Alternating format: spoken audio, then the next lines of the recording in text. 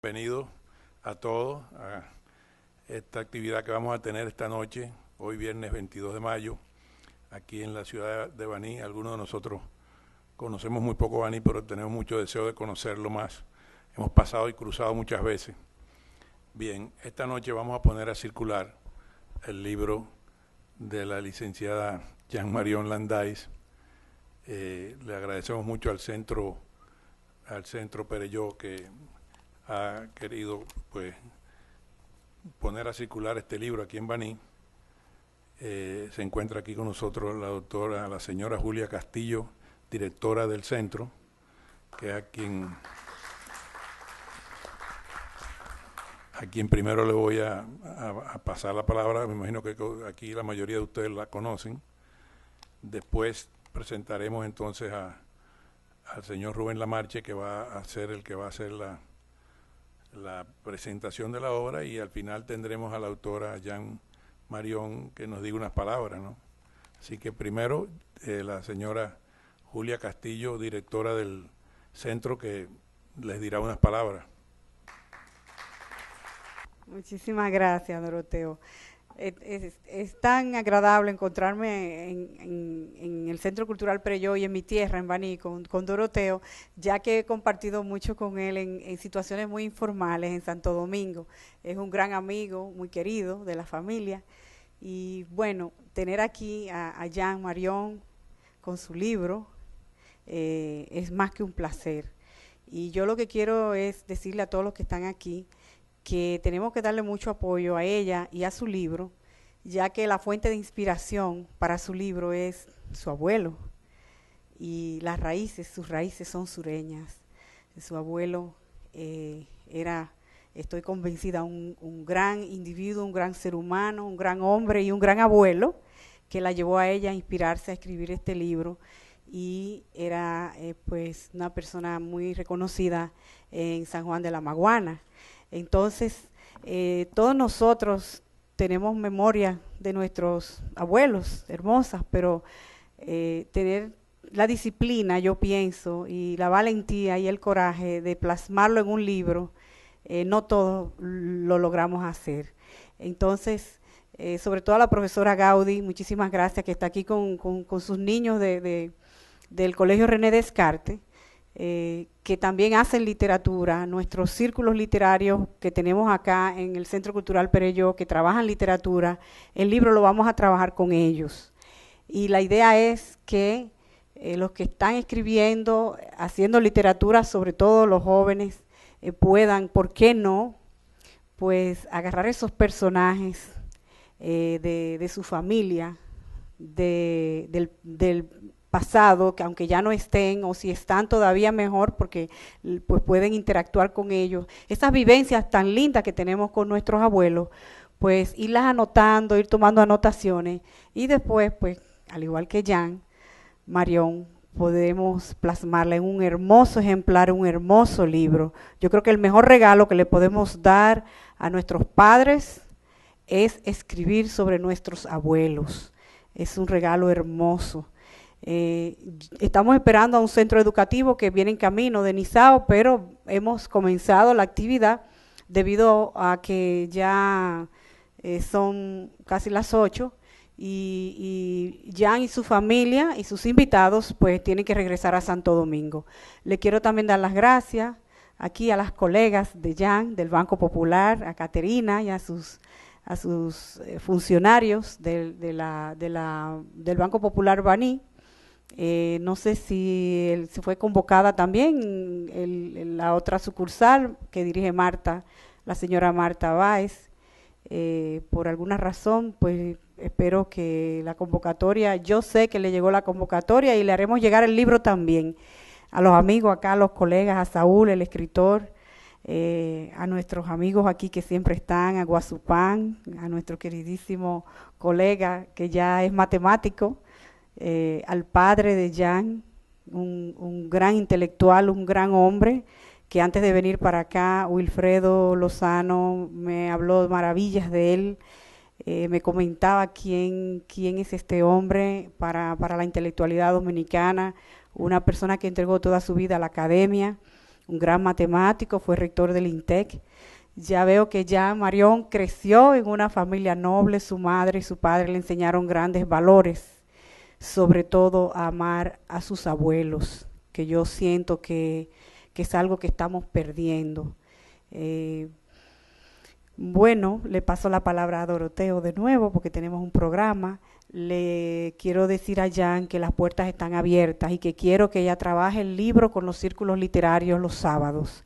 Me gustaría que regreses, que coordinemos un encuentro con los círculos literarios del Centro Cultural Perelló, en un sábado que sea conveniente, solo puedes hacer directamente con Emmanuel Díaz Santiago.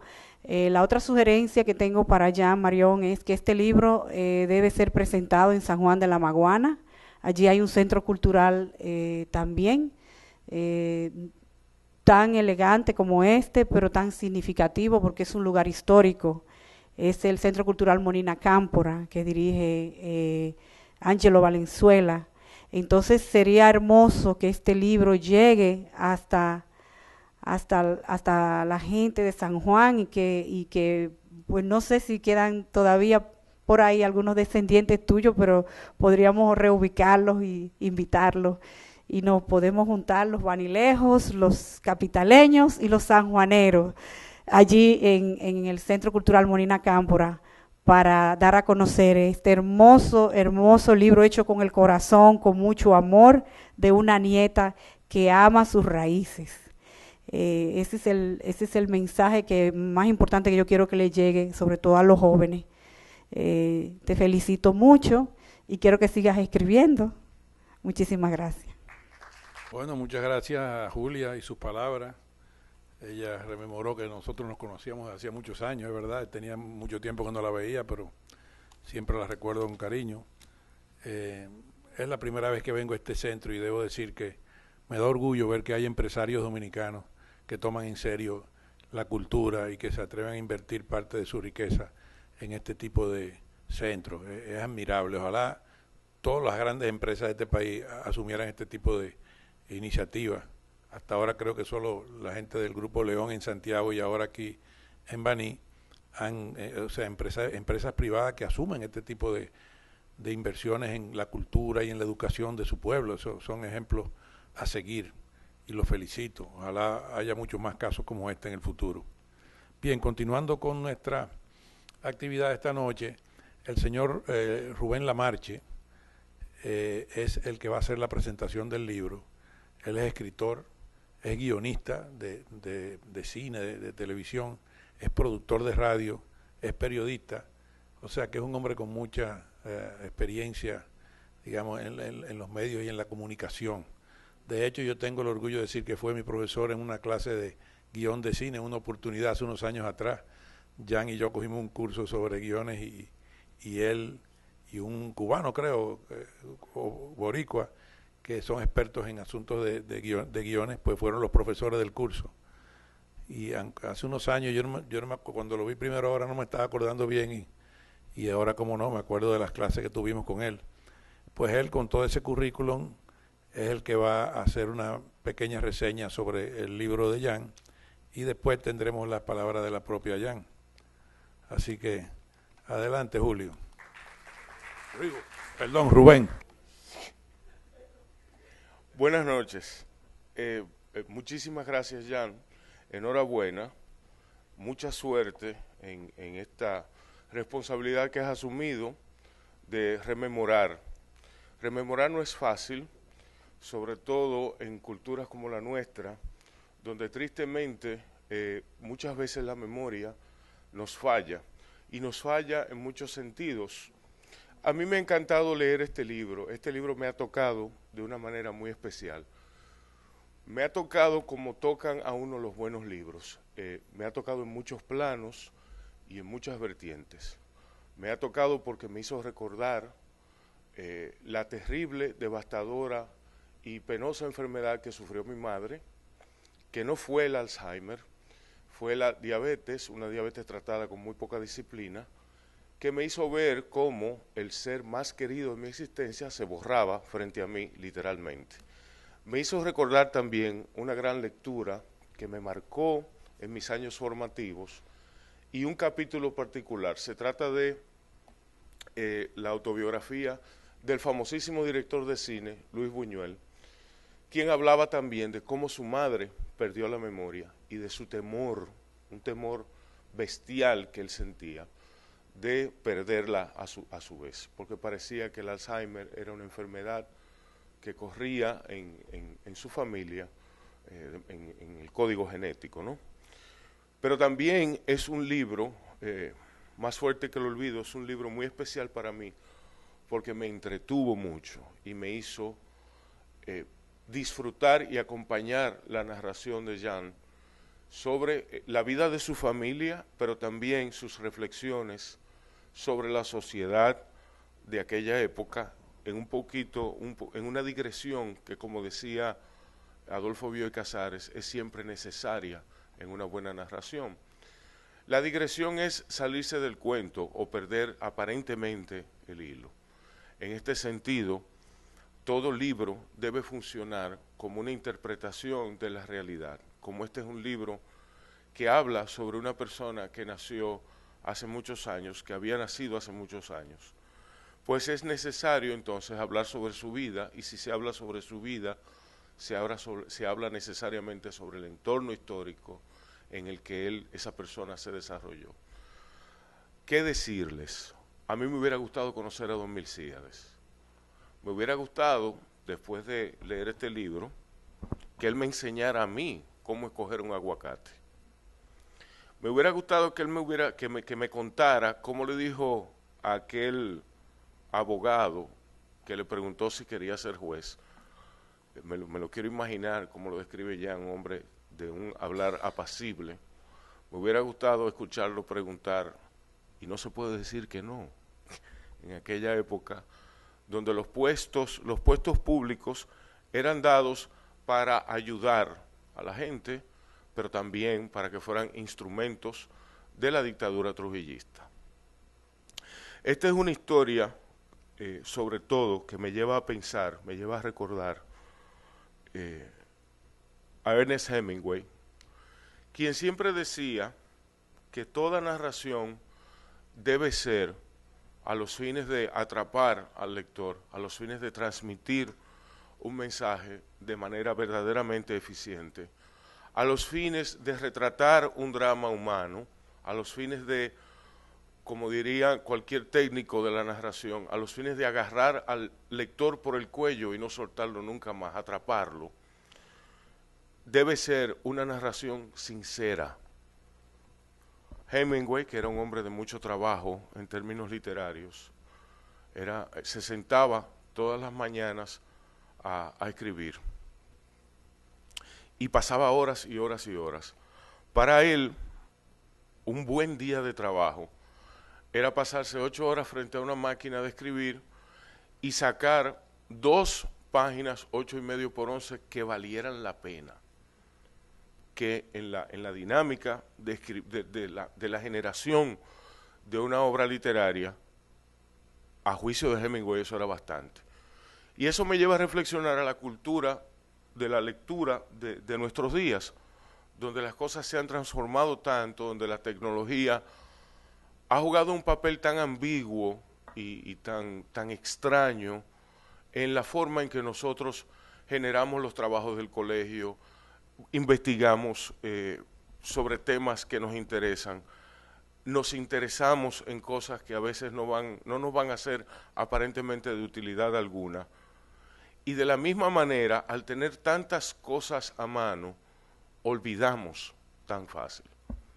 En Adbusters, una famosa periodista canadiense decía, ¿cómo es posible que hoy día estemos tan comunicados entre nosotros y aún así estemos tan solos? ¿Cómo es posible que tengamos tanta información útil a la mano y todavía no sepamos qué información consumir y qué información hacer verdaderamente relevante para nuestras vidas?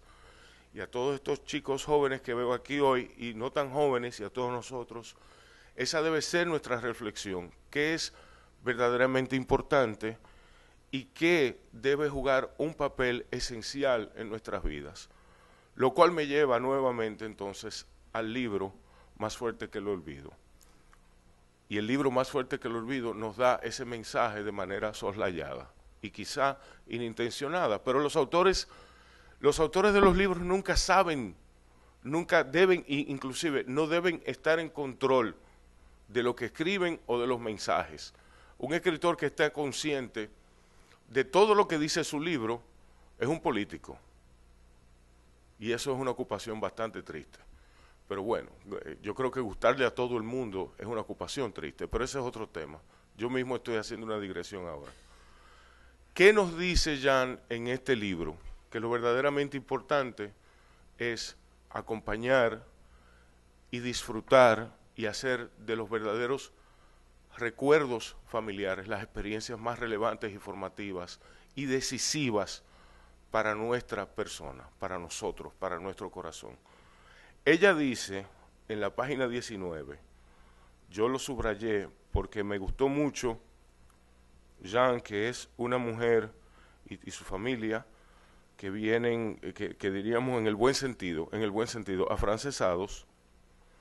Dice, quiero aclarar que si me refiero sobre todo a mis sentimientos, es porque circunscribiéndome a ese tema, tengo más oportunidad de ser veraz y precisa. Curioso que en una frase se hable de sentimientos y de precisión y de veracidad, pero es así. Si me refiero a los sentimientos de los demás, puedo caer en errores. Es decir, aquí tenemos una labor de estructuración de una historia totalmente sincera, escrita desde las entrañas, donde la autora lo tira todo, como diríamos en una conversación de colmado. Ella lo deja todo, se quita la piel y nos dice, nos habla de sus sentimientos, de lo que recuerda, y es sobre todo, más allá, más fuerte que el olvido, un libro escrito con amor. Es un libro que, como ciertos periódicos sensacionalistas que uno lo exprime y botan sangre, este libro destila amor por Don Milcíades, pero sobre todo amor por el recuerdo. Y el recuerdo es muy importante, sobre todo para nosotros los dominicanos, que sufrimos, y lo voy a decir aunque suene un poco cáustico, los dominicanos sufrimos de Alzheimer colectivo. Es un tipo muy particular de Alzheimer. Nosotros no conocemos nuestra historia, y como no conocemos nuestra historia, estamos condenados a tropezar con la misma silla perpetuamente, por los siglos de los siglos, por siempre. Lo que es peor, al no conocer nuestra historia, no podemos contárnosla entre nosotros. Y un pueblo que no se cuenta su historia de continuo, que no se la recuerda, que no dice, recuerda que cuando caminaste por ahí te diste un fuetazo en el dedo que te dolió muchísimo. Entonces no sabemos ni siquiera que el otro se está dando el mismo golpe en el dedo. No podemos prever y no podemos atender las necesidades más urgentes de una nación. Pero esta es una lectura sociopolítica de este libro, que la tiene. Porque Jan, cuando nos construye este personaje, que para nosotros lo es porque no lo conocemos, cuando ella construye este personaje a partir de sus recuerdos, necesariamente tiene que digregar, que irse por otro lado para explicar por qué fue tan pavoroso para ella ese olvido de Don Milcíades. Y ella tiene que hablarnos de cómo nació, de cómo se enamoró, de cómo vivió, de cómo era, de cómo viajó a Nueva York, de cómo Nueva York no le gustó, de cómo le gustaban las frutas, de cómo escogía los aguacates, de cómo solicitó, cómo dijo que quería, que él necesitaba tener un trabajo para que luego se le olvidara a los 6 días y volviera a solicitar tener un trabajo. Y en esas digresiones es, como decía Bioy Casares otra vez, es que está la historia. Porque poco a poco, este señor tan candoroso, a quien vamos a ver olvidar todo, se va formando frente a nosotros y tomar cuerpo. Solo que cuando queremos sentarnos con Don Milcíades a hablar, ya él se nos ha ido, como se le fue a Jan. Yo los invito a leer este libro. Este es un libro muy particular, porque en términos de lo que es la incipiente, y digo incipiente por su poca rentabilidad, industria de las publicaciones en nuestro país, este es un libro peculiar. en la actualidad en todo el mundo está muy de moda que los autores jóvenes escriban sobre sus historias personales, buscando, como todo escritor, como todo cineasta, como todo artista, como todo pintor, como todo poeta, buscando entender, porque eso es lo que hace. Quien escribe busca entender y busca que el lector se haga las mismas preguntas que él se hizo, a ver si en ese trasiego que se da, un trasiego misterioso, por cuanto le da terminación concreta a la obra y se hace indispensable, el escritor, por más que quiera, no tiene control de lo que el lector va a hacer con su obra. Y eso es lo importante, que cada uno de ustedes, cuando lean Más fuerte que el olvido, no lo van a interpretar como yo. Es muy probable y sería muy saludable que ni siquiera estuvieran de acuerdo conmigo. Y ustedes van a hacer en sus mentes a su propio Don Milcíades. Y ustedes van a ver la era de Trujillo retratada allí, y ustedes van a ver las disquisiciones de Jean sobre la situación actual de esa frivolidad extrañísima que posee al dominicano, esas ganas de tener cosas y ese olvido de que las cosas importantes están en comerse un dulce de leche con la familia después de la comida.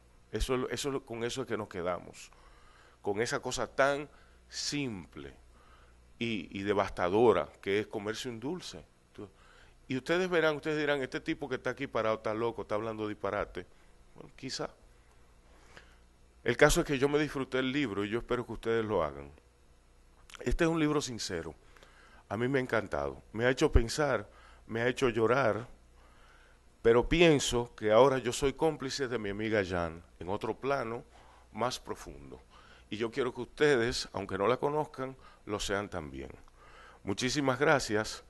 Más fuerte que el olvido, de Jean-Marion Landais, una obra memorable que yo recomiendo leer y que ahora voy a combinar a su autora a que venga aquí a hablarles a ustedes un poco de su experiencia. Venga, alumno que se quemó.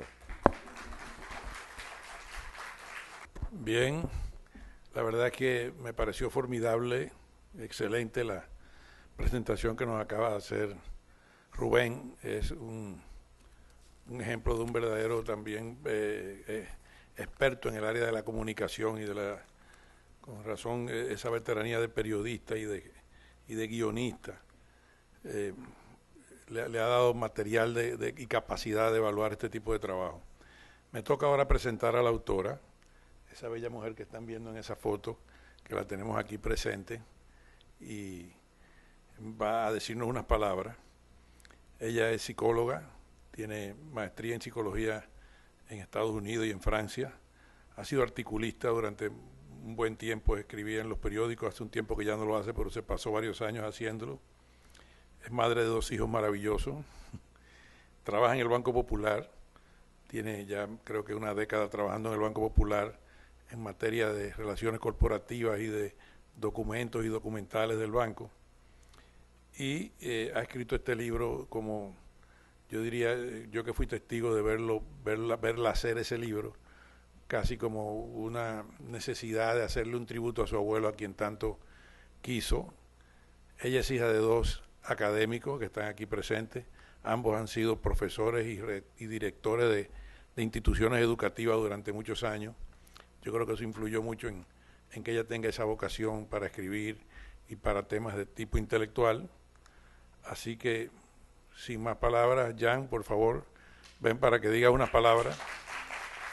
Buenas noches. Y muchas gracias, Rubén. Realmente tú me habías dicho por teléfono y por internet que estabas dispuesto a hacer eso, pero yo, o sea, tus palabras son mucho más generosas de lo que me imaginé y además bien estructuradas. Bueno, yo tengo este discurso un poco larguito que le llamo Un libro de aquí. Es para mí una gran satisfacción dar a conocer este libro en un centro banilejo, y con esto quiero decir del sur del país, que le da acogida al placer que encontramos en la cultura. En una entrevista del año 2008, después de obtener el Pulitzer, el escritor dominicano Junot Díaz mencionaba cómo, a su parecer, en las comunidades de su niñez, que son Santo Domingo y también en ciertos lugares de Nueva Jersey en los años 70, leer no era una actividad muy desarrollada o ni siquiera muy bien vista en los jóvenes.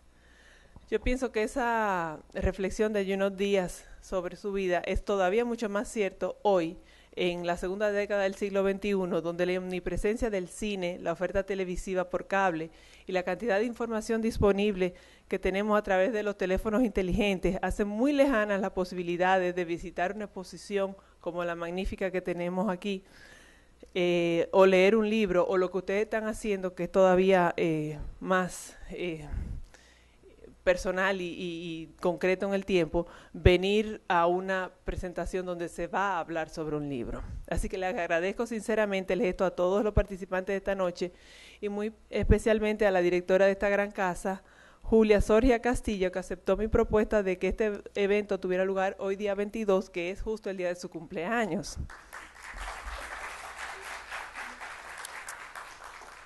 Eso es lo que se llama tener verdadero placer en el trabajo que uno hace, elegir celebrar su cumpleaños trabajando. Entonces, desde la época en que empecé a recoger notas para darle forma al libro que hoy les presento, tuve un gran interés en que la narración de esta experiencia reflejara el ambiente, la cultura y la gente de la región donde era oriundo mi abuelo. En ese camino dediqué esfuerzos para buscar estadísticas poblacionales, informaciones sociológicas y datos históricos con lo que suplir el componente de digresión que llama Rubén. Todas estas notas las imprimí y las guardé a medida que las iba extrayendo de internet o del periódico. Inclusive traté de escribir sobre ellas, pero fue en obras de un corte más literario donde encontré las fuentes que resonaban con las anécdotas que me eran familiares.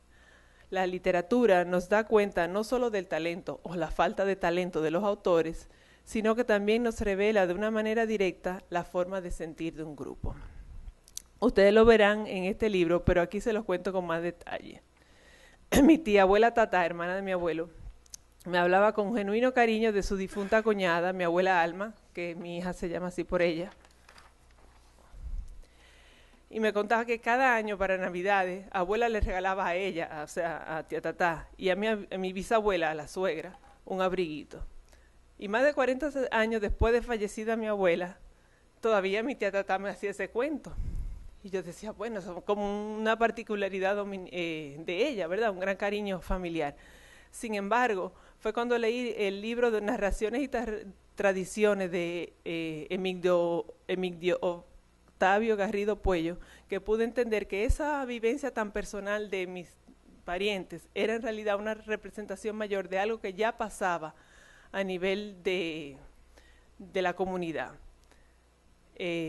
Parece que era una tradición sanjuanera a 20 ir a misa, que la Navidad empezaban con una misa, una novena de misa en la mañana, porque esto es antes del Vaticano, así que eran del Concilio Vaticano II, o sea que eran misa que eran temprano en la mañana, y como la gente tenía frío, tenían que ir con un abriguito, o sea que el regalo del abriguito era realmente algo que respondía a una realidad social, de que ese era como el inicio de la Navidad, porque entonces la gente ahí era que enseñaba su ropa nueva y todo eso, un poco como hoy día, ir a los cines o a esas cosas.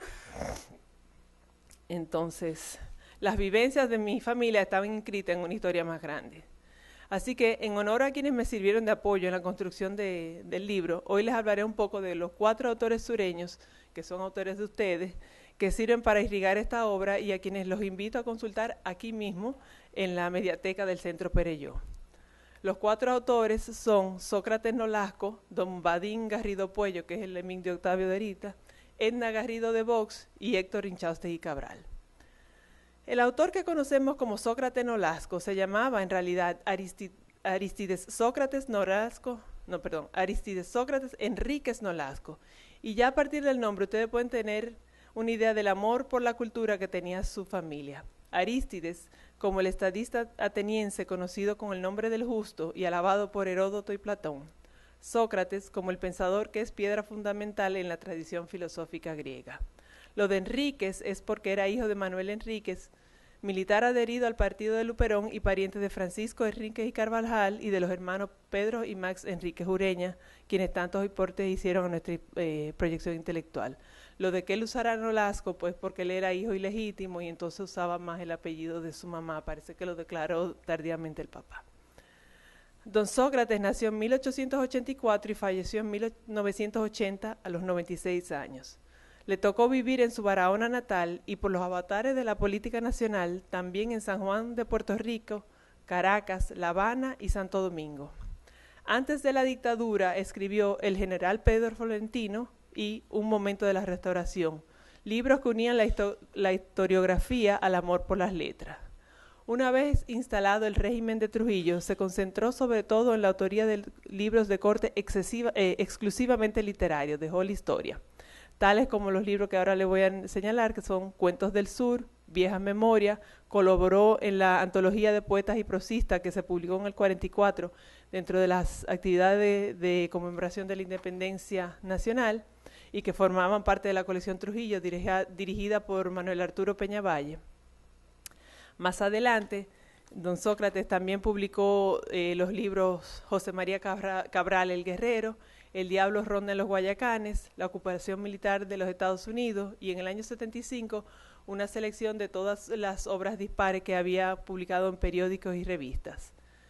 Como se observa por los títulos, sus intereses mezclaban las pasiones por la historia y el costumbrismo y por eso no es extraño que don Badín Garrido le haya solicitado que prologara su libro Narraciones y Tradiciones que ya he mencionado antes. A mí me pareció que la definición que daba Sócrates Nolasco sobre este libro reflejaba un aspecto que coincidía perfectamente con mi intención al escribir el mío, y por eso lo puse como extracto que presenta la obra que yo trato. Entonces llego a don Badín Garrido, que nació en la misma época que Sócrates Nolasco, las fuentes difieren, pero al final del siglo XIX, y en San Juan de la Maguana. Descendiente también de militares que se destacaron en la lucha por la independencia dominicana. Hizo oposición ideológica a la ocupación militar norteamericana a través de El Cable, que era una publicación que en principio tenía carácter semanal y local, pero que luego por la calidad de sus escritos tuvo una trascendencia nacional y algunos de sus artículos se publicaban en el Listín Diario de Santo Domingo o en la Información de Santiago. Y también un medio que yo no conocía, que es Patria de San Pedro de Macorís. En 1930, o sea, con el inicio de la dictadura, decidió clausurar su semanario, dedicándose durante numerosos años a la importación de vehículos de motor, principalmente a través de Asua, y no fue hasta 1960 cuando vio la luz su primer libro, Narraciones y Tradiciones, que recoge anécdotas de San Juan de la Maguana, Asua y las Matas de Farfán, pueblo del que explica el origen de este nombre, de su nombre, y la Mata de Farfán también es parte de la familia de Rubén. Entonces aquí está la explicación de don Badín sobre por qué se llama así este pueblo. Él dice, y cito, unas matas de tamarindo que hay o hubo a la entrada del pueblo. Cuando el lugar eran cerros y sabanas, don Miguel de Farfán, señor de Posibles, fabricó una casa en el sitio donde estaban ubicados los tamarindos. Eran árboles frondosos y acogedores. Los viajeros entre San Juan y Bánica pernoctaban en esos tamarindos o se daban cita para reunirse allí. Expresiones muy usuales entonces eran, dormiremos en las matas de Farfán o nos juntaremos en la mata de Farfán. La repetición continua de esta frase hizo popular el nombre y cuando, viniendo el tiempo, el fundo del viejo Farfán se convirtió en poblado, el nombre de las matas de Farfán quedó confirmado por el público, el gran juez, como homenaje al primer valiente que se acogió a la sombra protectora de los tamarindos centenarios. Termina la cita. Don Badín publicó, entre otras piezas, En el camino de la historia de un periódico, que fue sobre su experiencia con el cable, y Nieblas de otoño. Él fue un gran colaborador de la Universidad Nacional Pedro Enrique Ureño y murió en Santo Domingo en el año 1982. Los cuentos de don Badín son perfectos para reflejar lo que para mí fue el ambiente de la juventud de mis abuelos y por eso hay extractos de esos cuentos en el libro. Debo aclarar también que él era el padre de una amiga de mi mamá, de Porila Garrido, y por ello mi espíritu es alguien que tiene que ver con esta obra. Edna Garrido de Vox era un norteamericano, era folclorista, sobrina de don Badín por parte de padre y nieta del general Wenceslao Ramírez por parte de madre. También es hija de la conocida Tijides Ramírez de Garrido, cuya anécdota con respecto a las infidelidades del marido durante la dictadura retomo en el libro. Como muchos miembros de su familia, Estuvo interesada en aprender y dar a conocer las tradiciones de su país. Nació en Azua en 1913 y a la edad de 10 años su familia se trasladó a la capital, ya que su padre, Víctor Garrido Puello, que ustedes conocen porque hay calles y cosas en su nombre, fue llamado a ocupar distintos puestos de importancia en la administración del Estado. Aquí vemos una posición completamente diferente en los dos hermanos. Hubo un hermano que se dedicó a los negocios y trató de completamente separarse de la política, y otro que fue combinado a ser parte del régimen. Bueno, pero volviendo a la vida de Edna, ella se graduó de maestra en 1934 y de 1946 a 1947 vivió en los Estados Unidos, donde realizó estudios de folclore. A su regreso al país se encargó de la División de Folclore de la Dirección General de Bellas Artes y desde allí dirigió varias investigaciones sobre este tema. También fundó la Sociedad Folclórica Dominicana y organizó el primer seminario sobre la materia celebrado en el país. Contrajo matrimonio con el folclorista Ralph Box y desde el estado de la Florida continuó realizando viajes sostenidos a la República Dominicana, donde mantenía su trabajo de rescate del folclore. En 1952 escribió la obra Reseña Histórica del Folclore Dominicano, que se mantuvo inédita hasta que Xiomarita Pérez, desde la Dirección Nacional de Folclore, en la entonces Secretaría de Cultura, la rescató y publicó en el año 2006. En 1955 fue publicado el libro Folclore Infantil de Santo Domingo, que es su obra más conocida, fue reeditada en el 1980 y después en el 2004. Y cronológicamente en la vida de ella, en el 1961 fue autora del libro Panorama del Folclore Dominicano. En 1968 el gobierno dominicano le otorgó la Orden de Méritos al Mérito Duarte Sánchez y Mella en el grado comendador por su labor de rescate del folclore. Falleció el 10 de abril del año 2010 y sus trabajos abarcaron salves, canciones y juegos infantiles, atabales, coplas, merengues, mangulín y carabiné, como expresiones campesinas que están hoy día en vía de desaparición. En mi texto ustedes podrán apreciar tan solo una breve parte de sus numerosos apartes, pero los considero una figura primordial para ambientar cuentos que son eminentemente personales y que con el aporte de Edna Garrido se inscriben en un contexto mayor. Finalmente, Héctor Inchaustegui Cabral nació en Baní y el libro que yo reseño es El Pozo Muerto. En ese libro, precisamente, él trata de una manera autobiográfica su trayectoria intelectual, tomando como centro de su visión del mundo las vivencias que tuvo en su ciudad natal. El Pozo Muerto era un pozo que estaba en la finca de su familia. Él tuvo una dilatada vida pública donde se destacaron los siguientes cargos ligados al quehacer intelectual. Fue secretario de 2 rectores de la Universidad de Santo Domingo, que hoy día es la Universidad Autónoma, pero que antes no tenía ese carácter. Fue redactor, columnista, jefe de redacción, editorialista y finalmente director del periódico La Opinión. Y también hizo exactamente la misma trayectoria en el periódico El Listín Diario. Fue director de Bellas Artes, fue director de Radio Caribe y de Radio Televisión Dominicana. Fue profesor, vicerrector, encargado del Departamento de Publicaciones y de la revista M&M en la Universidad Católica Maestra, que luego lo distinguió con los títulos de profesor emérito y escritor residente. Sobre su trabajo, Manuel de Cabral, el reconocido intelectual dominicano, a quien este año le fuera dedicada la obra del libro, manifestó: su obra extensa e intensa basta para quedarse en la historia de la literatura de nuestro país como uno de los hitos del pensamiento dominicano. Él también fue miembro correspondiente de la Academia Española de la Lengua, del Ateneo de México y del Ateneo de Bellas Artes de Río de Janeiro. En 1952 recibió el Premio Nacional de Poesía Pedro Enrique Ureña, a pesar de que sus poemas solo aparecieron en forma de libro en 1976 bajo el título Poemas de una sola angustia. En 1979 la Sociedad de Escritores Dominicanos lo distinguió con el Caonabo de Oro. A mí me pareció particularmente relevante su posición con respecto a la relación con Dios, que no es la que más comúnmente se reseña en nuestra literatura, pero que coincidía con la de mi abuela, aunque por supuesto don Héctor Inchaustegui poseía un grado de cultura más elevado que el de mi abuelo. Adicionalmente, me pareció que su parecer por la relación de los vivos con los muertos era muy similar a la mía hoy con respecto a la ausencia de mis seres queridos, fallecidos. Además de estos 4 autores, también recurro a fragmentos de otros escritores que ya no son de la misma región de mi abuelo, pero que sí considero representativos de la vida en nuestro país, sobre todo durante la primera mitad del siglo XX. Ellos son Virgilio Díaz Ordóñez, Amelia Francasi, Federico García Godoy, Arturo Damirón Ricard y Heriberto Pider Benet. Estos últimos 2 son médicos y a quienes incluyo por la dimensión de interés por la salud que tiene más fuerte que el olvido. Para los que se interesen en autores contemporáneos del sur dominicano, les remito al libro de Edgar Valenzuela, que se llama Cuentistas del Sur de la Isla, Antología, impreso en Editora Búho en el año 2005. Aquí se tratan no solo los aportes de estos autores más recientes, más jóvenes, pero también los que por motivos políticos fueron trasladados desde sus lugares de origen a vivir en el sur.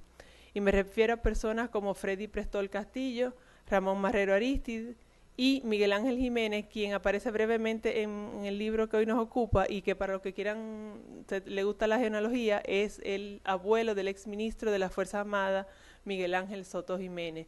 Y entonces ahí vamos viendo una clase de historia, además de un poco de literatura. Espero que junto a todos ellos, cuando digo todos ellos son todos estos autores, continuemos nosotros, ustedes, colaborando en la proyección de nuestras tradiciones culturales. Muchas gracias. Bueno, ya tuvimos la formidable presentación de Rubén. Acabamos de tener la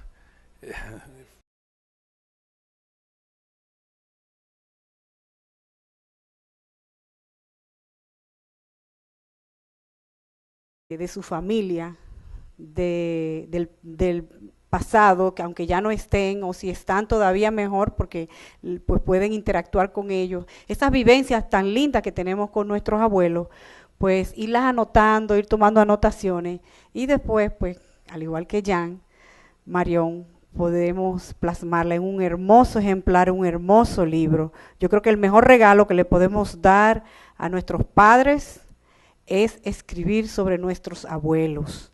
Es un regalo hermoso.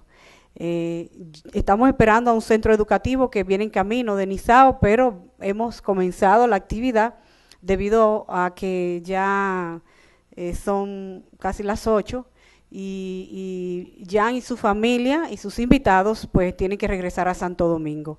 Le quiero también dar las gracias aquí a las colegas de Jan, del Banco Popular, a Caterina y a sus funcionarios del Banco Popular Baní.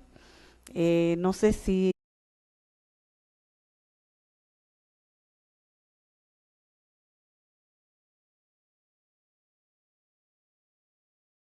bienvenido a todos a esta actividad que vamos a tener esta noche, hoy viernes 22 de mayo, aquí en la ciudad de Baní. Algunos de nosotros conocemos muy poco Baní, pero tenemos mucho deseo de conocerlo más.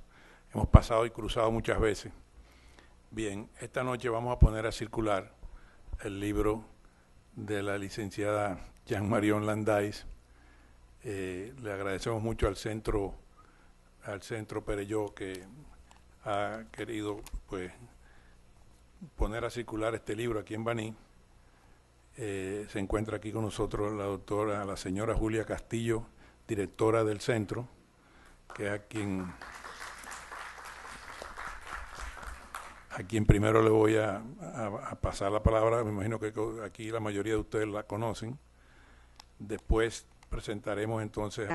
Estoy convencida, un gran individuo, un gran ser humano, un gran hombre y un gran abuelo que la llevó a ella a inspirarse a escribir este libro, y era pues una persona muy reconocida en San Juan de la Maguana. Entonces, todos nosotros tenemos memoria de nuestros abuelos hermosas, pero tener la disciplina, yo pienso, y la valentía y el coraje de plasmarlo en un libro, no todos lo logramos hacer. Entonces, sobre todo a la profesora Gaudí, muchísimas gracias, que está aquí con sus niños del Colegio René Descartes, que también hacen literatura. Nuestros círculos literarios que tenemos acá en el Centro Cultural Perelló, que trabajan literatura, el libro lo vamos a trabajar con ellos. Y la idea es que los que están escribiendo, haciendo literatura, sobre todo los jóvenes, puedan, ¿por qué no?, pues agarrar esos personajes al señor Rubén Lamarche, que va a ser el que va a hacer la presentación de la obra, y al final tendremos a la autora Jan Marión que nos diga unas palabras, ¿no? Así que primero la señora Julia Castillo, directora del centro, que les dirá unas palabras. Muchísimas gracias, Doroteo. Es tan agradable encontrarme en el Centro Cultural Preyo y en mi tierra, en Baní, con Doroteo, ya que he compartido mucho con él en situaciones muy informales en Santo Domingo. Es un gran amigo, muy querido de la familia. Y bueno, tener aquí a Jan Marión con su libro es más que un placer. Y yo lo que quiero es decirle a todos los que están aquí que tenemos que darle mucho apoyo a ella y a su libro, ya que la fuente de inspiración para su libro es su abuelo, y sus raíces son sureñas. Su abuelo era, y él se fue convocada también en la otra sucursal que dirige Marta, la señora Marta Báez. Por alguna razón, pues espero que la convocatoria, yo sé que le llegó la convocatoria y le haremos llegar el libro también a los amigos acá, a los colegas, a Saúl, el escritor, a nuestros amigos aquí que siempre están, a Guazupán, a nuestro queridísimo colega que ya es matemático, al padre de Jan, un gran intelectual, un gran hombre, que antes de venir para acá, Wilfredo Lozano me habló maravillas de él, me comentaba quién es este hombre para la intelectualidad dominicana, una persona que entregó toda su vida a la academia, un gran matemático, fue rector del INTEC. Ya veo que ya Marión creció en una familia noble, su madre y su padre le enseñaron grandes valores, sobre todo a amar a sus abuelos, que yo siento que es algo que estamos perdiendo.